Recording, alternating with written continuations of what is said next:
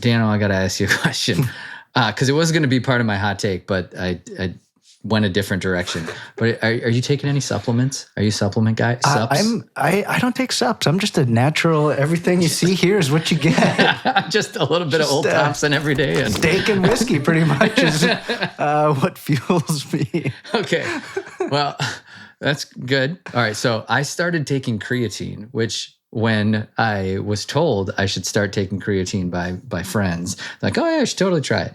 I was like, well, I thought only like high school wrestlers took a creatine. Yeah, I remember the creatine phase back in the days. Yeah. I think I probably like dabbled in some, but I didn't really get all in. Other guys were in it, and totally. I never hit the gym that hard, so I figured it's kind of one of those things you got to do together. Yeah. Well, it's not like I'm hitting the gym hard that much right now. I mean, you look good. Oh, thank you. I appreciate that. But I did start taking creatine, and I have noticed a difference. It's great. I love it. Really? A little more energy. Absolutely. Okay. I feel like when I do, so my workouts are like road biking, mountain biking. Yep. A little bit extra, a little bit more energy in those. So I just want to throw it out there. No, I like that. Like I was thinking about getting on the whole like testosterone. I mean, I'm 40. I'm going to be 41 pretty soon. Little horse dewormer. Yeah, I don't know. Do I need to do that? But I haven't dove into that. All right. Let's moving past the sups, but wanted to take a slight detour there. Yeah, hot take time. Hot take. You want to go? Or you want me to? I can go. Okay. My hot take revolves around chillers with brazed plate heat exchangers. So think like a lot of modular chillers, small chillers with scroll compressors. The hot take is check the strainers in those bad boys. A lot of those chillers have onboard strainers.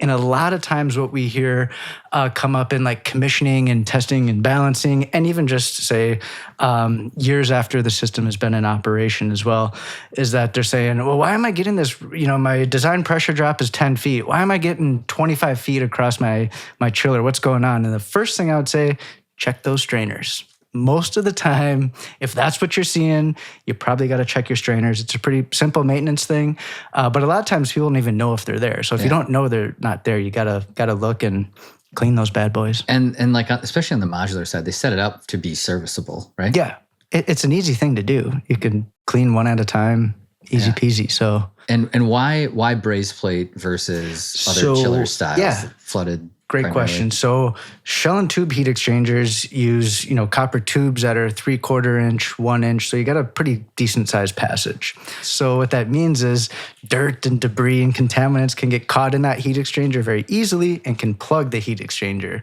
So you put a strainer in there to collect all or capture all that so you can clean that and keep your heat exchanger clean and performing as it should. Love it. It's a good one. All right. Mine is AEDGs need to be used more often, or at least referenced or looked at more often. What's AEDG?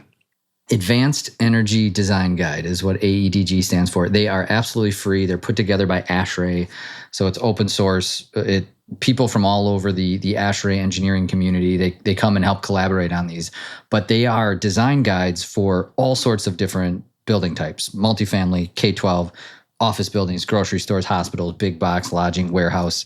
Basically any kind of building that you want to design, there's a advanced energy design guide. And the way that they're set up is there's different levels. So you can pick a 30% AEDG, which means it's 30% better than code minimum. There's also a 50% better, and there's even a net zero design guide. You don't have to, like, these aren't like a, color by number or, paint by number.